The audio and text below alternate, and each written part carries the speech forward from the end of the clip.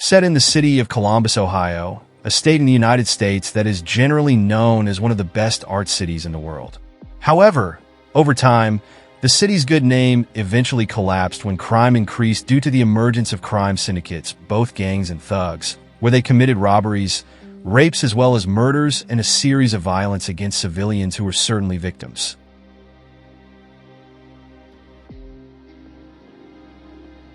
The elected governor, John Meserve, declared in a press conference that he would work to reduce the crime rate in the city, and within 4 years, people would feel peace and harmony back in their beloved city, without having to worry about criminals disrupting the peace of the city.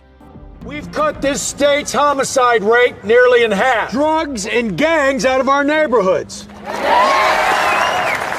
In less than 4 years... Vandalism, auto theft, crime is down.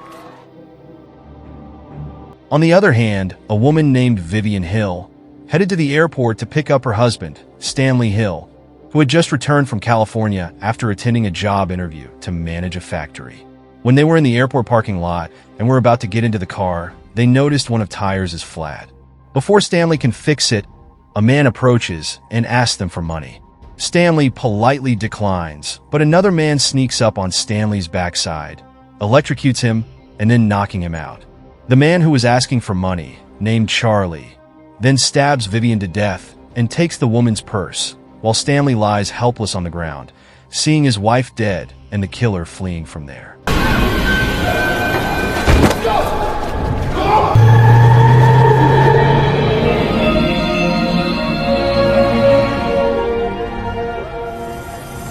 Stanley immediately reported the incident to the police, and the case was immediately handled by Detective Gibson and Detective Walker, where the two men promised to find the culprit who killed Vivian and asked Stanley to go home to calm down. After Vivian's funeral, which was also attended by the governor of Meserve because Vivian worked for the man, Stanley, unable to contain his deep sorrow over the death of his wife, decided to go straight home.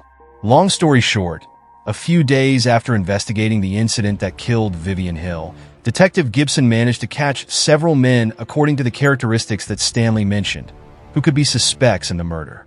Detective Gibson then asked Stanley to identify one of the men and pinpoint who killed his wife. Gentlemen, face right. Eyes up, guys. I see your faces both sides. Face left. That's him. So it's a homicide case. We can't go on a guess. No, I thought it was a bat, but it's a fly. That's it. Thank you. Stanley manages to identify Charlie as the man who killed his wife, thanks to a very distinctive tattoo on the man's face. But when he tells Detective Gibson, the corrupt cop just frees Charlie and then threatens Stanley to make him a suspect in his wife's murder. Suddenly, Stanley was filled with anger because of the very disappointing performance of the police, and did not even hesitate to threaten the victims and let the real perpetrators walk away free.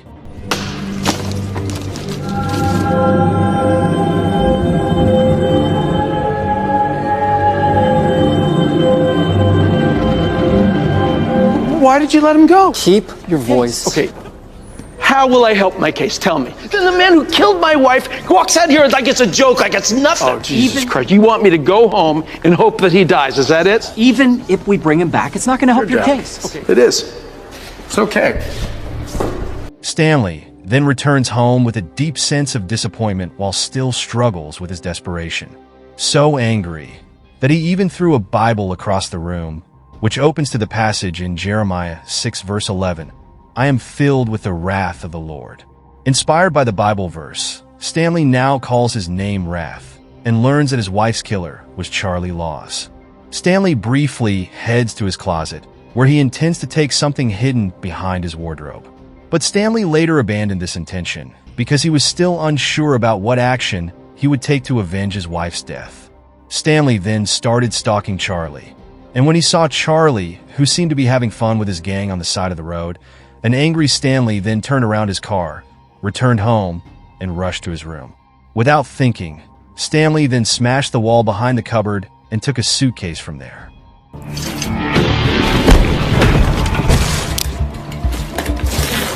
The case has several passports, foreign currencies, and several weapons. Stanley then contacts a man named Dennis, his friend from Special Forces, because Stanley was a highly trained Special Forces member. Stanley then asked Dennis to find information about Charlie and his crew. Sorry. Yep. Buried her last week. So what do you need? Just a few names. Because the police are unreliable, Stanley decides to avenge his wife's death in his own way and asks Dennis to help him. This is my way of helping you. We don't do this anymore, Stanley. They killed her for nothing. Nothing, man. Look, Stanley, this ain't good. Oh, you really want to go down that road?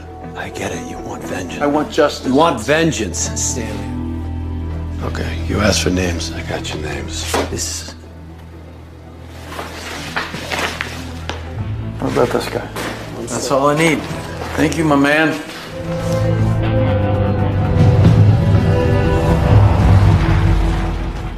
Dennis manages to track down one of Charlie's men and alerts Stanley, where they hatch a plan to ambush the man at a bar.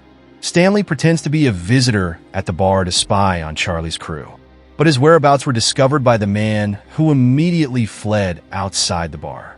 Whiskey straight? You're making me nervous.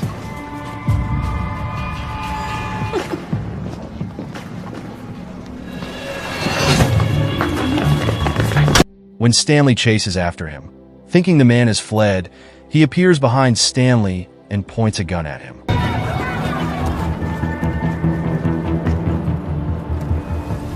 You looking for me? What, you gonna kill me now? But the man doesn't know that Stanley is a former member of the Special Forces, so he can easily turn things around, where Stanley is now threatening the man to reveal the location of Charlie's whereabouts. Dennis then appeared to secure the situation. As the man lay dying from being tortured by Stanley, he hints that Vivian's murder was more than just a robbery. Because the man did not want to open his mouth further and tell the whereabouts of Charlie, Stanley and Dennis finally killed the man. Your call.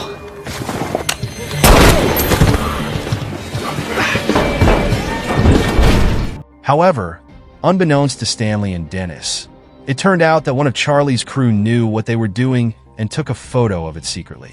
The man immediately reported the incident to his boss, who was none other than a crime lord who was the mastermind behind all the crimes that occurred in the city, nicknamed Lamey K.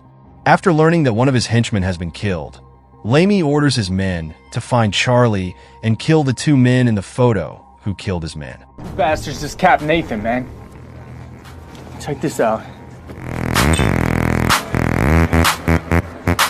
You sat there taking pictures while they capped my boy? Call Charlie Fly. Find these assholes. Turns to Stanley and Dennis, who return to their secret base, which is located in the basement of Dennis's barbershop, to rework their next plan. Stanley seems impressed with what Dennis has down there, where it turns out that he still has the weapons and equipment they used when they were in the Special Forces. Wow. Latest and greatest in body armor. Check that out. It's like putting silk on it. Elsewhere, Lamey K apparently called Detective Gibson and Detective Walker to meet him because someone killed his men, while the police should have been assigned to protect Lamey K and his men so that their business runs smoothly. Lamey K, who was still annoyed, then tried to remind the police about how they had to work together when Governor's son, who was on a drug party, accidentally killed his girlfriend. The governor then bribed Detective Gibson and his partner to work with Lamey K in order to cover up the crimes that his son had committed. Lamey K then threatened to distribute the video footage of the governor's son if they could not guarantee protection for him and his business and all of his men. Not only that, it turns out that Vivian Hill's murder was not just an ordinary robbery, but was ordered by the governor himself. Because Vivian, who worked for him, already knew that Governor Meserve had cheated on the construction of a pipeline in the city, and Vivian was killed so as not to reveal the fraud to the public. Situation, detective. Work with me, and we'll find out. On the other hand, Stanley manages to track down Lars, one of the men involved in Vivian's murder. Stanley, in disguise, then visits Lars at a tattoo parlor. After painting a tattoo that says, "I am Wrath," on Stanley's back, Lars realizes that Stanley is the husband of the woman they killed. Lars then points a gun at Stanley, but Stanley can easily grab the gun and attack Lars back, threatening the man to reveal Charlie's whereabouts.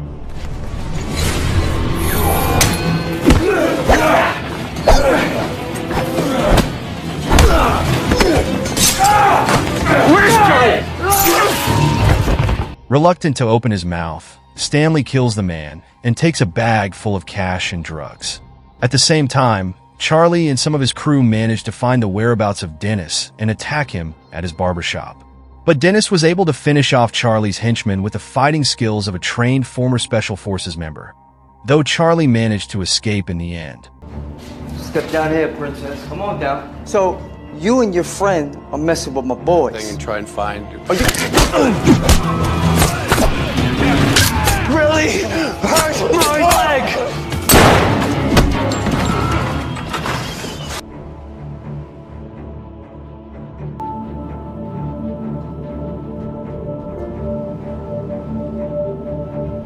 One night, Stanley recalled fond memories with his wife who had always been faithful to accompany him. Even when he did not have a permanent job after retiring from the Special Forces, Vivian was always by his side. Therefore, Stanley was determined to avenge the death of his wife at any cost. On the other hand, Charlie, knowing that several of his men had been killed, then tried to threaten Stanley by shooting at Stanley's daughter, Abby's car, where in the incident, Abby's husband was seriously injured. Where did you get hit? Shoulder. They were after you, weren't they? I know what you're doing. I saw that gun. Abby immediately blames Stanley for what has happened to her husband, because his father is now dealing with gangsters who will endanger the safety of Abby and her family. After the attack on Abby and her family, Stanley and Dennis then devise a plan to lure Charlie into using the bag containing the money and drugs and meet the man at a nightclub. Chill, you alright? Let me figure this shit out. I got this. I got Charlie's number. All right, let's chit-chat.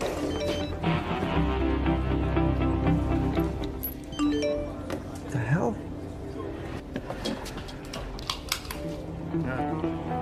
What?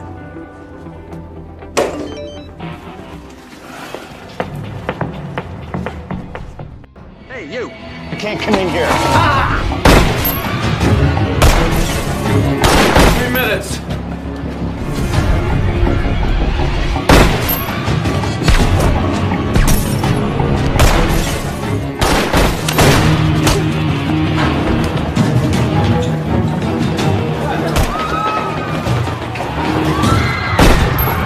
After killing all of Charlie's men, Stanley then cornered the man. Before being killed, Charlie finally confesses to Stanley that he was only ordered by his boss, namely Lamey K, to kill Vivian Hill. Because Lamey K thinks that Vivian interfered too much about all the dirty business run by Lamey K and the crimes that have been committed by him, and his men always impervious to the law. Meanwhile, elsewhere, Lamey K and his men managed to track down Abby and her little son and take them hostage. But not long after, Stanley and Dennis arrive there and kill all of Lamey K's men. It's okay, babe. When Stanley confronts Lamey K and tells him not to hurt his family, Lamey K instead points a gun at Stanley. On the other hand, Dennis, who is already at the place, shoots Lamey K from a distance, allowing Stanley to attack the man, beat him, and force him to reveal the reason why he killed his wife.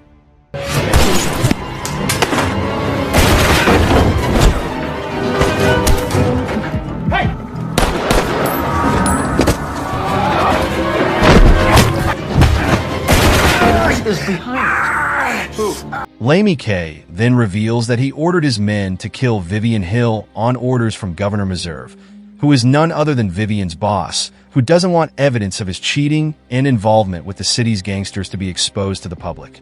Before Lamey K can reveal more about the governor's ugliness, Detective Gibson appears and shoots Lamey K dead. Guess the cat's out of the bag. I should tell you I brought my own backup. How you want to settle this? Detective Walker then pointed a gun at Stanley, but Dennis also appeared at the right time and immediately incapacitated the man. Under Stanley's threat, Detective Gibson then explained that Lamey K had been blackmailing the governor with a video recording of the crimes committed by the governor's son. So Governor Meserve asked the police to cooperate with Lamey K to cover up his son's disgrace. And in return, the police were forbidden to put Lamey and all his men in prison, despite having committed a series of crimes that endangered many people. As part of the deal, Lamey agrees to do some dirty work on the governor's orders, such as killing Vivian Hill. After listening to the explanation, Stanley then forced Detective Gibson to take him to the governor's house. Arriving there, Stanley then beat the man unconscious, then opened the fuel tank cover valve and aimed a lighter which was lit there, so that the car exploded and killed Detective Gibson in it, while Detective Walker, who had been locked in the trunk car, barely escaped before the explosion occurred.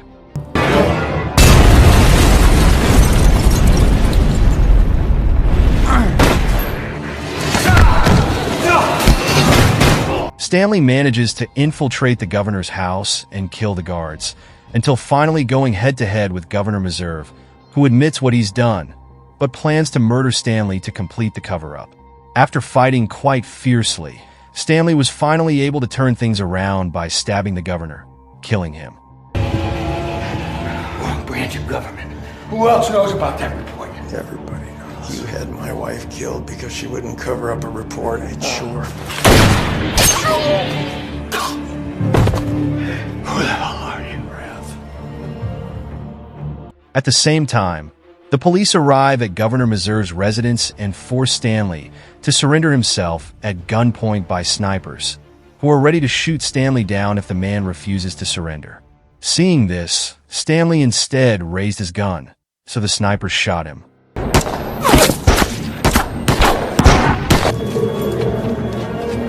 Fortunately, Stanley was wearing a bulletproof vest so that his life could still be saved and was immediately rushed to the hospital for medical treatment. After what happened to her father, Abby then finds out that she will not be able to see her father again because he will soon be transferred to another place to undergo trial for all the actions he took to avenge her mother's death. Therefore, Abby was desperate to barge into Stanley's treatment room in order to meet her father and give her a farewell hug and say that she loves her father very much. After that, it was seen that the policemen who stood guard in front of Stanley's treatment room were changing shifts, and Detective Walker was the policeman who would be in charge of guarding Stanley's treatment room. While the other cops are off guard, Detective Walker sneaks into Stanley's treatment room to kill him. However, Abby slipped Stanley a gun during their hug, and he kills Detective Walker as Dennis enters the room to help him escape.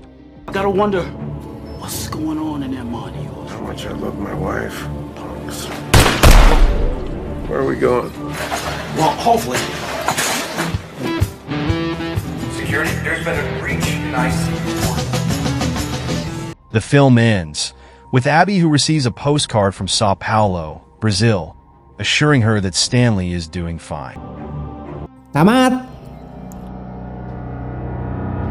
The moral of this film is, don't blame the law, but blame the people who have deliberately distorted the law for personal gain, as did the governor who abused his position for his own benefit.